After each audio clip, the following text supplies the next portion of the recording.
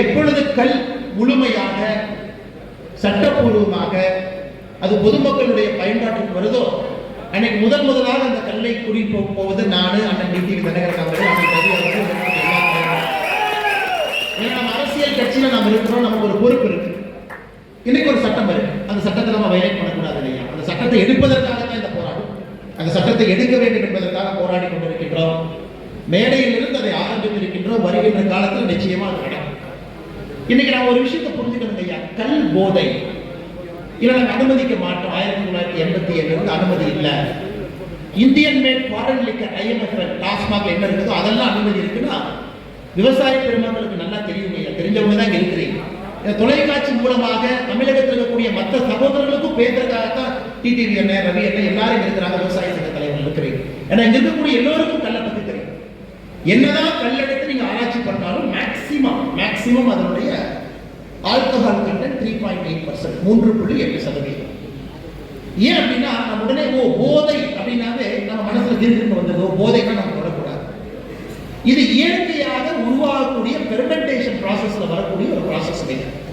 East உள்ள இருக்கக்கூடிய சுகரை சாப்பிடும் பொழுது பை ப்ராடக்ட் ஆல்கஹாலை விடுது.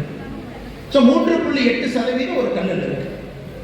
ஒரு சாதாரண பியர் பாட்டில் டாஸ்மார்க்ல வாங்குறோம் அப்படின்னா 12% ஆரம்பிச்சு 18% வரைக்கும் அது இருக்கக்கூடிய ஆல்கஹால் கண்டென்ட். சில பியர் 30% வரைக்கும் ஒரு பியர் இருக்குது. சரி இல்லை, நான் ஜின்னு அதுக்கப்புறம் இருக்கக்கூடிய ஆல்கஹால் பொருளை பார்த்தீங்கன்னா 40% அதில் ஆல்கஹால் கண்டென்ட். இன்னைக்கு யாராவது கல் ஒரு போதை தரக்கூடிய பொருள், அதை நம்ம பயன்படுத்தக்கூடாதுன்னு யாராவது சொன்னீங்கன்னா அன்பு நண்பர்களுக்கு எல்லாம் உணர்ந்துச்சுங்க. இதுல 3.8% நேச்சுரலி பிரசன்ட் ஆல்கஹால் இருக்கு. அது இயற்கையாக அந்த ப்ராசஸ்ல உருவாகக்கூடியது. அதுல எந்த விதமான யாருக்கும் ஒரு போதையை ஏற்படுத்தக்கூடிய தன்மை இல்லை. உணவுப் பொருட்கள் மதுபானங்களுக்கு 12% பியர் ஆரம்பிச்சு 40%, அது ட்ரிபிள் டிஸ்டிலேஷன். ஃபர்ஸ்ட் டிஸ்டிலேஷன் பண்ணும்போது 64% இருக்குங்க அதுல இருக்கக்கூடிய ஆல்கஹால் கண்டென்ட். அதை டிஸ்டிலேஷன் செஞ்சு குறைச்சு அது 40% இப்ப டாஸ்மார்க்ல விற்கக்கூடிய ஒரு மதுபானத்தினுடைய ஆல்கஹால் கண்டென்ட், போதையினுடைய கண்டென்ட் இருக்கு. ஸோ எந்த அடிப்படையிலும் கல் என்பது ஒரு போதை வஸ்து யாராச்சும் சொன்னா நீங்க நம்பாதீங்க. ஏன்னா நீங்க இந்தியாவில் நம்ம சில பொருட்கள் போறதில்ல.